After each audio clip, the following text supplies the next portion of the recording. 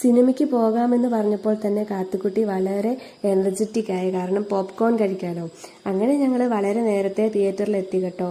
പക്ഷെ കുറേ നേരം വെയിറ്റ് ചെയ്യേണ്ടി വന്നേ. കാരണം 10 മെമ്പേഴ്സെങ്കിലും ഇല്ലാതെ ഫിലിം സ്റ്റാർട്ട് ചെയ്യില്ല എന്ന് അവർ പറഞ്ഞു. അതേ ഗൈസ്, അപ്പോൾ നമ്മൾ വന്നേക്കുന്നത് ദൃശ്യം 3 കാണാനാണ് കേട്ടോ. അപ്പം ഞങ്ങളെ കൂടാതെ 2 ആൾക്കാരും കൂടെ വരുന്നുണ്ട് കേട്ടോ. അപ്പോൾ അവരെ വെയിറ്റ് ചെയ്യുകയാണ് ഞങ്ങൾ പുറത്ത്.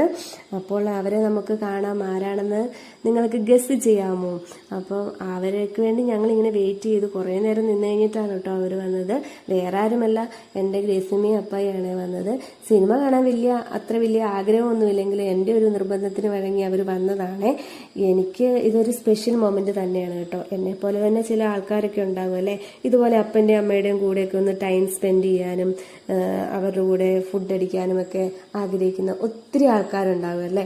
അതുപോലെ തന്നെ ഒത്തിരി മാതാപിതാക്കളും ഉണ്ടാകും ഇതുപോലെ മക്കളുടെ കൂടെ ടൈമൊക്കെ ഒന്ന് സ്പെൻഡ് ചെയ്ത് അടിച്ചു പൊളിക്കാനും ഒരു സിനിമയൊക്കെ കാണാനും ഒക്കെ ആഗ്രഹിക്കുന്ന ഒത്തിരി പേരുണ്ടാവും അല്ലേ. അപ്പോൾ അവർക്ക് വേണ്ടിയിട്ടൊക്കെയുള്ള ചെറിയ കാത്തുക്കുട്ടിക്ക് പിന്നെ അമ്മച്ചിയെ കണ്ടപ്പോൾ പിന്നെ എന്നെ വേണ്ടതായി. അമ്മച്ചിയുടെ അടുത്തുനിന്ന് മാറുന്നേ ഉണ്ടായിരുന്നില്ല കേട്ടോ. അതുപോലെ തന്നെ വല്യപ്പയുടെ അടുത്തും. ഈ വല്യപ്പ എന്ന് പറയുന്ന ആള് നമുക്കൊക്കെ വീരപ്പനായിരുന്നെങ്കിലും ഇപ്പോൾ കാത്തുക്കുട്ടിക്കും ഇസക്കുട്ടിനും ഒക്കെ പൂച്ചക്കുട്ടിയാണ് കേട്ടോ. അതുപോലെ കെയർ ചെയ്യുന്ന നല്ലൊരു അപ്പാപ്പനാണ് കേട്ടോ കാത്തുക്കുട്ടിക്കും ഇസക്കുട്ടിനും നമ്മുടെ വല്യപ്പ എന്ന് പറയുന്നത് ഞങ്ങളുടെ അപ്പായി. അപ്പോൾ നമ്മൾ സിനിമ സ്റ്റാർട്ട് ചെയ്യുകയാണ്, ദൃശ്യം 3. അപ്പോൾ അടിപൊളി സിനിമയാണ് കേട്ടോ. ഒത്തിരി പേര് പറഞ്ഞിരുന്നു കൊള്ളത്തില്ല, ഒരു രസമില്ല എന്നൊക്കെ. പക്ഷെ എനിക്ക് പേഴ്സണലി വളരെയധികം ഇഷ്ടപ്പെട്ടിട്ടുണ്ടായിരുന്നു കേട്ടോ.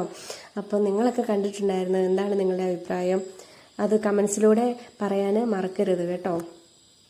ചെറിയ ചെറിയ കാര്യങ്ങളിൽ വലിയ വലിയ സന്തോഷം കിട്ടുന്ന കൂട്ടത്തിൽപ്പെട്ട ഒരാളാണ് കേട്ടോ ഞാൻ. അപ്പോൾ നിങ്ങൾ ഇതുപോലെ ചെറിയ ചെറിയ നിമിഷങ്ങൾ ആനന്ദകരമാക്കൂ.